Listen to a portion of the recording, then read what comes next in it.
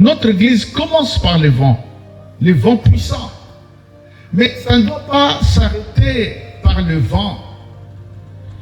Le réveil ne doit pas s'arrêter par le vent et le spectacle.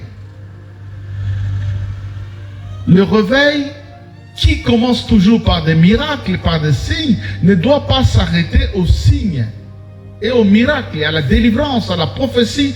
Mais le vent doit être transformé et produire une institution forte, une église glorieuse.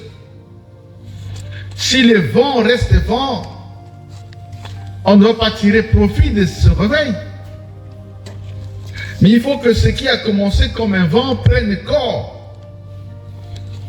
devienne une église vivante. Si notre Pentecôte reste dans les miracles, sans produire les vies, sans produire des églises fortes, on n'aura pas profité de ce vent. Notre réveil ne doit pas rester un spectacle. Combien sont restés dans le spectacle?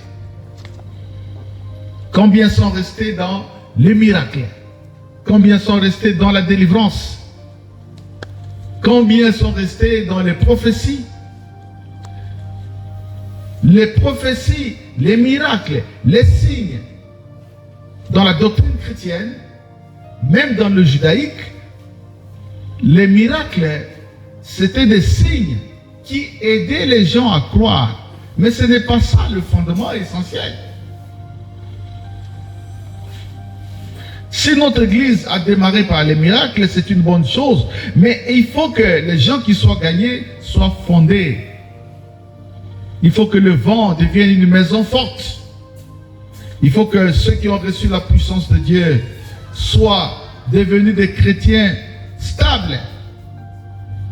Une église bien forte, bien organisée, bien disciplinée. Ça ne doit pas rester un prestige, mais l'église doit être une institution forte. Que les serviteurs de Dieu disent Amen. Alors, donc, et aussi nous allons voir que la parole de Dieu était au centre de tout réveil spirituel dans la Bible. Tous les réveils qui se sont produits dans la Bible étaient toujours accompagnés par la parole de Dieu.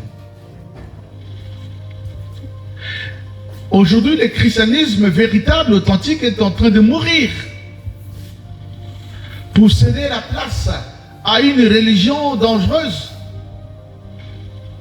Une religion dite chrétienne qui proscrit la parole de Dieu, qui met de côté la parole de Dieu, qui met en avant le vent, les signes, la prophétie. Ces choses démarrent l'église, font démarrer l'église.